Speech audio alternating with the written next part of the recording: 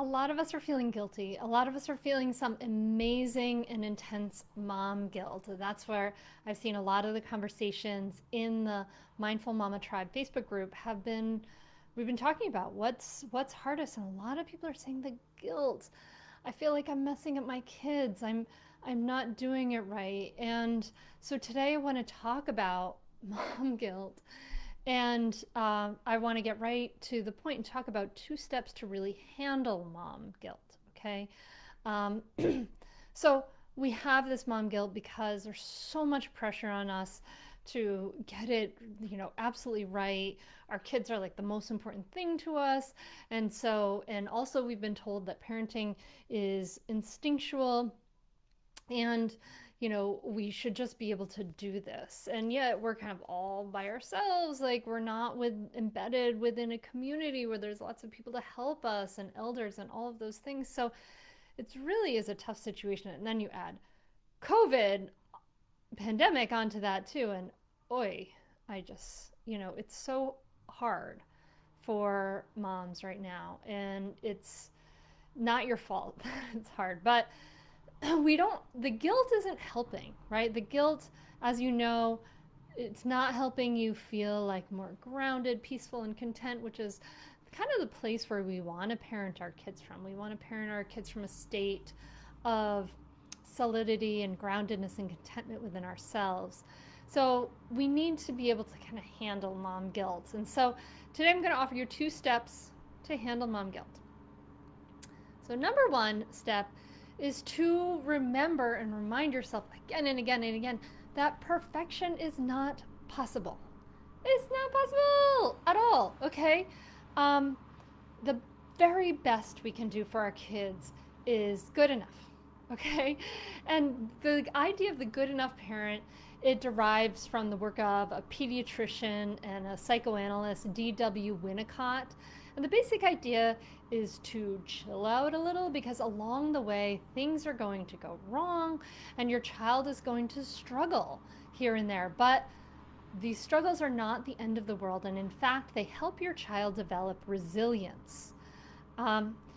Good enough parenting tells us that we don't need to strive to be perfect parents, and we should also not expect that from our kids, right?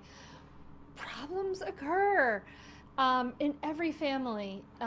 Tempers are lost, voices are raised, all that stuff happens in every family. And reacting with blame, shame, and harsh criticism for yourself does not help.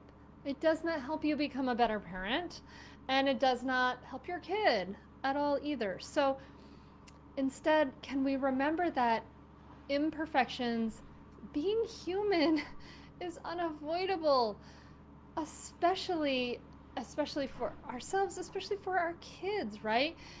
Can we expect our children to make mistakes? Can we let go of our own striving perfection?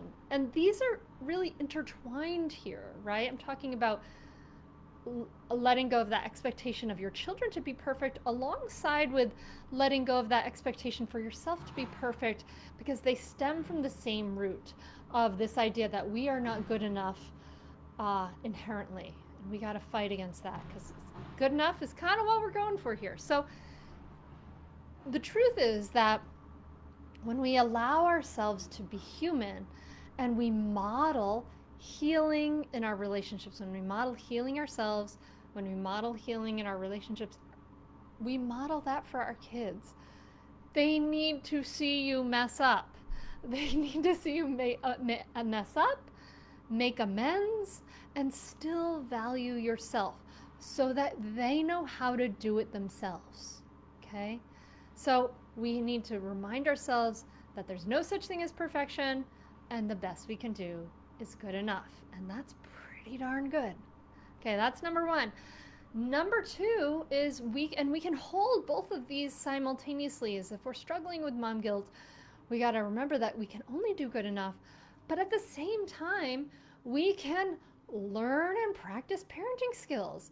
We go into parenting and we think, oh, I should just be able to respond this way. I should just do this. But if you were raised in an authoritarian household and you're trying to learn the language of mindful parenting, peaceful parenting, whatnot. It is literally like learning a new language, like, you know, German or Korean or whatever language you don't know, right? And like learning a new language, we do our best when we get guidance, clear guidance, support, and personal coaching. And that's why in mindful parenting we offer the clear method. The clear method is about, it's the only place you can get the clear method. It's really because it starts with calming our reactivity, understanding our triggers, and self-compassion, that healing work in ourselves. That's that C, the calm part. Listening, to reflectively, to really create connection. E, expressing ourselves honestly and effectively. Learn the effective ways to communicate so that your kids will actually listen to you. A, attending, being present. This is really, really big. When we can be present with the things that are coming up for us, we teach our kids to do that too. And then R, resolving conflicts based on needs. So, to recap, 2 steps to handle mom guilt. Number 1, perfection isn't possible. It is not possible. We've got to, and that's why self-compassion is such a big part of mindful parenting, because this is a practice, right? To remember that good enough is pretty darn good, and it builds resilience, and we model being human. And then number 2, do some learning, invest in some learning, some skills, getting practice, and getting personal coaching in your parenting skills. It's just like anything.